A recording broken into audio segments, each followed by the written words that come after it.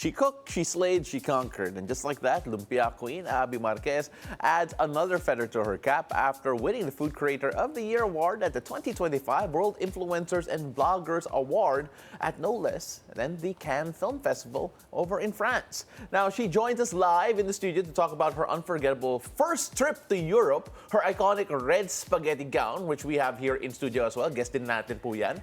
Please say hello to international sensation Abi Marquez. It's a beautiful day, Abi. Welcome to the show. Oh my God, I'm so happy to be back. Nung nalaman ko invited ako dito, sabi ko, I'm so excited to see my besties. And of course, wala kasi si Mo eh. We need another host eh. Yeah. Oh. And I mean, you need no invitation. If you want to join the show, just come here, Of diba? course. There's always a Kung chair biglaan, for you. like you just ended up in the studio and say, hey, can I join? We probably have no choice. Okay, sabihin niyo kapag ka-idol ko yung guest niyo.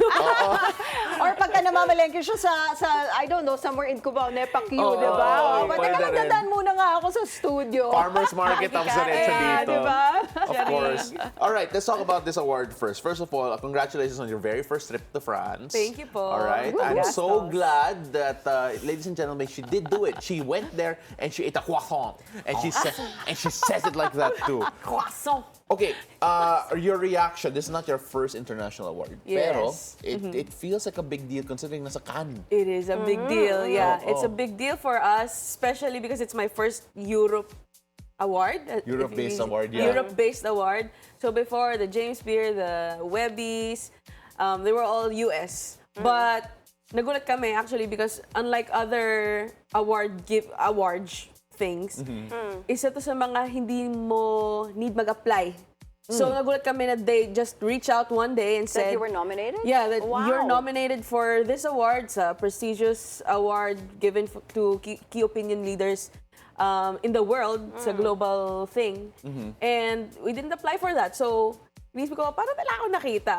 So we really owe it to the noise that people help us make. And that was able to reach Europe. Wow! Yeah. Nakakatawa na nagtataka pa siya na paano siya nakita, no? Oo. Girl, you're everywhere! You don't even have to be surprised about that. But you know what? I got so excited for you because nung pinost mo na you were nominated, parang, oh my Yeah. goodness, I'm so Yeah. excited for Abby. Tapos biglang yung next post mo, I won! Won na, Oh my diba? goodness! Did you actually expect na yung pangalan mo yung matatawag? The thing is, I don't know who else is nominated. I don't know how many are other Yung people proseso. nominated. So Yeah. you didn't know the other nominees for that category? Yeah, they Okay, didn't let okay. us know. So they just said, we got an email, you're nominated for this, come to Cannes. And pagdating namin doon, they didn't really say who else is nominated. Yeah. No? But I know there were a lot of people there, around 200 influencers all around the globe. And they awarded like a handful, siguro Okay. 15, 20 people. So you turned the red carpet into your own stage. Okay, you literally became a dish. Yeah. In a way. Let's talk about this dress muna kasi it became its own thing over online and it's so you. And that's the only way I can explain it. Can you tell us a bit about siguro yung proseso in terms of this concept? Yeah. How long did it take? And of course, really, who gave you the license to go as crazy as As you spaghetti. can? And bakit hindi Yeah. lumpia? Oh. Why Yeah. didn't you come dressed as lumpia? Actually. When we got the email that we're going to attend this Cannes event during the Cannes Film Festival, so we immediately got in touch with our favorite designer. So for this one, it's a gown by Joe Rubio. Yeah. And my team from Nima, Kat Bautista, Karen Tumbali, and Pam Ricarte helped come up with this concept na aligns with our goals to bring Filipino food to the global stage. And that should also reflect in my gown. So if before we only explored on just wearing a terno or Filipiniana, like in the Webbies, this time we added the food element. And we chose spaghetti because spaghetti, it's something that people from Europe know and Yes, also of from the course. Philippines. Yes, Yeah. So yes. they would immediately recognize what this is. Yeah. Gets. But the good thing is we have our original take with spaghetti. So it's a red banana ketchup color Exactly. I was spaghetti. gonna bring up. Yeah. Yeah. And dito sa gilid, isang Filipiniana sleeve, and then the other one is a fork. To show that all these pearls and strings are coming from this fork. They are noodles. and to add more of a Filipino touch. Dun sa likod, merong burda ng kain tayo. So, kapag nakita ng mga tao yan in Cannes, photographers, they would automatically recognize, you're a spaghetti. This is spaghetti, but still elegant. Kasi I think if I were that, gagawin kong costume yan. But I had the guidance from these amazing designer and my team to make sure na dapat elegant pa rin. Because this is Cannes. And we were all so excited about it. Because I think this is also Joe's first time to create a gown that would be worn in Cannes. Yeah. Okay. So it was a very big milestone for every one of us. Grabe. Sobrang complete, no? Even the nails, they're spaghetti nails, diba? Yes. Parang every ingredient ng spaghetti yata nandyan. The mushroom ba yan? The tomatoes, the pang pasta garlic bread. itself. Yes, yes. And let us not forget the clutch. Oh yeah, it's here. Diba? Actually. Kailangan i-focus din natin the clutch. It's a pasta box. Yeah, so we ordered this from a designer in New York, super fun. And then Joe Rubio just added this para medyo cohesive siya with the dress. Yeah. Yeah. Well, the fact that it's also spaghetti, it's a spaghetti It's box. crazy. So, it's crazy. Ang ganda nga eh. I mean, like, you know, from kain tayo, balik muna tayo, kan muna tayo. When we look at the milestones kasi it feels like the last year in particular, you know, ever since you guested on our show, for the first time, it's like you've gone from strength to strength. We remember the whole Gordon Ramsay experience when we look back at all the other collaborations that you've had, even prior to that, and since then, when you take a look at the miles, this win make you look back at the year that was. Kasi grabe talaga. It feels like your reach has gone beyond just the Philippines, just Asia. And apparently just more than the United States. Yeah. Europe rin.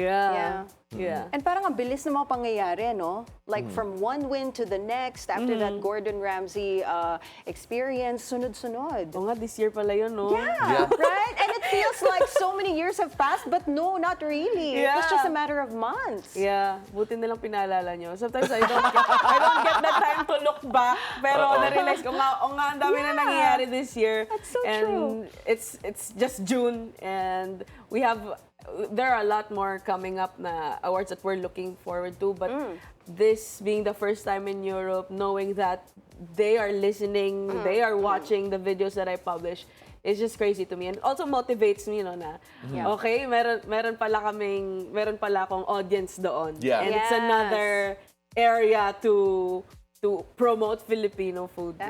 Does every award add pressure, or does it give you, I know that it also motivates you, pero do you feel yung pressure na yun? Kasi I know some people in general, kapag nananalo, I kind of need to repeat, or kind of need to be able to keep up the standard. Yeah. I mean, is that lingering in the back of your head also?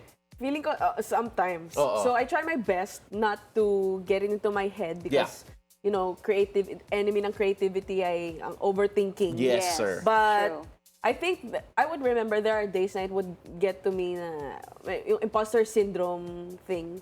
But it's not for like a specific award, but it's more on the imposter syndrome thinking na deserve ko ba talaga tong award na to, or ba't ako yung napili dito?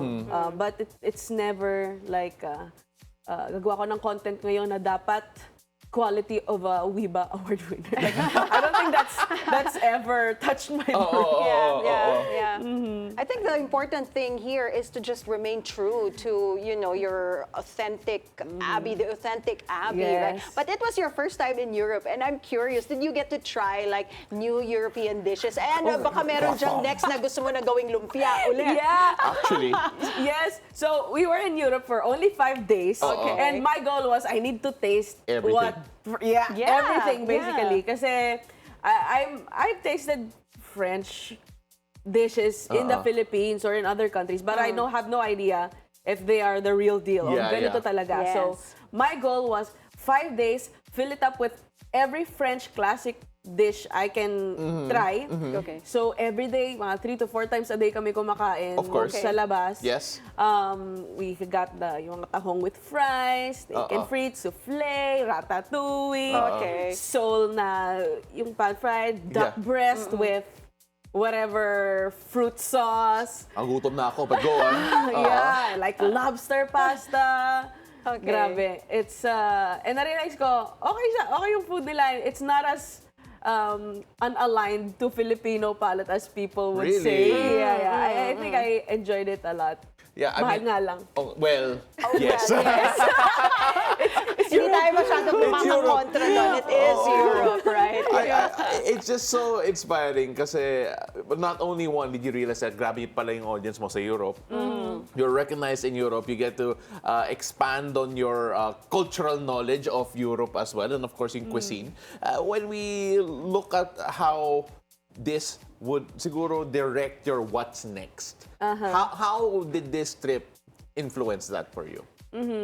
I think what this taught us is we're like people from other continents actually pay attention. Kahit hindi namin tinarget na, okay, Europe. Yeah. They still showed up. What? They still showed up. And then, and so, I think it has opened us up to like that possibility na talagang, anong tawag doon? Hindi sakupin but like, Yeah. be that ambitious na we can be present in other countries or continents. Right. And ayun, always when I travel, I try to look at the local produce, kung ano ba yung panlasa nila, so that when I create my content, I'm more informed on how to make this relatable to them. Yeah. Right. Yeah, yun. Pang worldwide ka na, Abby. Yes. But, Yes, ako worldwide. But you know, that event was to honor mga bloggers, influencers, Yes, content creators, right? So you were able to meet so many from Yeah. different countries, Yeah. right? Meron ka bang mga nakilala na we can expect a future collaboration with? Oh, yeah. So, Meron yan. Teaser, please. So, the most interesting one I saw is Lionfield. Okay. And the crazy Okay. thing about it is that Lionfield already created a Stitch video with me Oh. when I made my Filipino spaghetti Okay. video. Okay. And kasi nga yung Filipino spaghetti, we have banana ketchup, Yeah. condensed milk, Yes. na to them as ang internet personality kasi nila is Italian purist. Yes, dishes or yes, cooking. yes. So, they didn't really, I mean, as you would expect, they would react violently na, condensed Yeah. milk, ganyan. And Yeah. some people were upset over that. Though Yeah. I understood that that was their internet personality. So, nung nakita ko sila, nilapitan ko sila, sabi ko, hi, I'm Abi Marquez, and I'm from the Philippines. And if you remember, I was the creator who did that Filipino spaghetti video. And sabi nila, oh, yeah, ikaw yun. They immediately recognized. And when we took a photo together, nag-post sila ng photo namin together with the caption as Italian flag, Philippine flag. Tapos hashtag naman yan. And it's funny pa na you came dressed as spaghetti. Yeah, it's so good. Exactly. O, diba? May topic agad kami. It was all meant to be. Yeah. My gosh. Oh my God. Kung nag-collab kayo, that would be so fun. Oh, yeah. But, I mean, like, what I enjoy about, like, seeing creators come together is not just the whole collaboration part, but what did you learn from them? Like, did you learn anything? Because I know that there's going to be a lot of networking, a lot of talking. What have you learned from yung creative processes nila, how they do their business, how they do their work, and how will that change the way you do it? I think what I saw that day is WIBA really made sure that the creators came from different backgrounds, different categories, and different countries. So I really appreciated the diversity dun sa venue na yon. And I also realized na iba-iba talaga kami ng ginagawa. Like, I was seated beside RG, who is like, how would you, a DJ? Yeah, a music producer, a DJ. And I would talk to him. Yeah. Yes, Yeah. I would talk to him what his life would be, what his projects are, and he really flies everywhere, like every week. And yung katabi ko naman dito na isa is a fashion model creator, and he is with his manager that's showing us ito yung mga pinupuntahan namin magagandang places as a set, ganyan. Tapos yung iba ko pang ka-table was a cello player, cello? Yeah. Cello player. So, it was really interesting kasi, ang iba-iba yung Iba-iba eh, oo. yung araw-araw namin. Ako naman stuck in my kitchen and just whipping up Filipino dishes. Ayun, it's so refreshing also. Oh, that's impressive. so good. Abby rubbing elbows with all these personalities. We're so impressed. You know what? This is the third time that you're on the show, and we have asked you this already. The previous, two guestings that you were here, did you ever expect, na ganito na yung level na mararating? For Ang this, layo from the first guesting, ito yung na-achieve ni Abby. And then second guesting, Gordon Ramsay. I'm excited for the fourth kasi what's going to happen in between, diba? Abby! Oo. Ito specifically hindi ko in-expect kasi nga hindi kami nag-apply dito. So, but definitely, pasok siya sa goal namin to really contribute at least to that Filipino food being recognized globally. Yeah. So, US, now it's Europe. I think what's next for us is also trying like Australia or other parts in Asia. We gotta get to South Africa kasi that's the next continent, diba? Oh, yeah. Or South America, pwede rin, diba? Oh, yeah, so interesting. I don't know much about the African food, but Yeah. I think that would be an adventure. You should explore. There are actually some really interesting African restaurants here. But we'll talk about that off the air, siguro. But that's when we talk about what's next for you, Abby. I mean, like, opportunities are flying at you left and right and center. What's the next opportunity that you're excited to take up on? That siguro that some people would be hindi naman surprised, but then would be interested to see that you're going to be doing next. Yeah. So now, the acting thing. Oh, there you go! There you go! Teed God. that up perfectly. Level up, Abby. Oh my goodness. I have a teleserye now. Okay, go on. Something I did not expect at all. So really excited about that. It's totally out of my comfort zone. Yeah. But my role there is What's your role gonna be? Is Oh my a goodness. merienda lumpia vendor sa presinto. The more things you add to it. And ang pangalan ko ay Abi Marquez. Diba? It's crazy. I love but it. my role is very much me, so that takes some burden out of this new thing that I'm trying out. But it's definitely what people could look forward to. I also look forward to how I did. Oh my God. Abby Sakit na pa ako. Marquez! So discounted yung items pag Martes. yung fourth guesting niya, award naman for acting. yeah. That's the next one. Oh my gosh. It's Ano yung tawag pa? Breakthrough yung actress? breakthrough actress. Breakthrough actress. Kailangan i-manifest natin yan pa. I mean, like, pwede naman. Ayan look at the manifesting thing we did last time. Look at it. So, we didn't do it the second time though. At wala kasi si Mo ngayon eh. We need the power of 4. Wherever you are, Mo. Gosh, she's coming from Italy, probably bringing home Royally spaghetti. ka, sama ka, tapos maghawak kamay tayo. All right, so obviously this acting stint is gonna happen. Yeah. Manahal ka na ng gawad urian apparently because that's what happens, or famas, or baka an international acting award kagad, no? Oh yeah, Abby. Guys, stop. Like a guesting Nilulun on na a po kami Hollywood dito. TV series, diba? I mean, we have Dolly De Leon, that happening to Dolly De Leon, and then baka, Abby, ikaw na next. Oh my gosh, Actually, wait lang. gusto ko yan. Okay, pinaparap up na tayo, but before we let go, let's just put it out in the air to all of the US producers watching this, okay? Abi Marquez is now an actor as well. Yes. So kindly, please, go reach out to her management, because she is willing to star in US TV dramas and comedies. Diba? Comedies. And yeah. comedies, especially. Kasi talagang palatawa ako. That's the first thing I did when I found out about you're gonna have a role. As in, nag-YouTube ako, sabi ko, how to not laugh when acting. Ladies and gentlemen, WIBA 2025 Food Creator of the Year, Abi Marquez, and she is going to be here for the next few seconds to take over Monique Tuzon's job. Okay? She's going to lead in our next guest. So, Abi, first of all, thank you so much for being here. Thank you, Abby. And take it away. Meanwhile, we introduce you to a mountain biker who's found redirection and purpose by sending it on the trails. Maya Altavas. Did I say that right? Yes, you did. Maya Altavas, hello. Join us live after the break. Magchichikan kami after. It's a beautiful day. We'll be right back. There you go.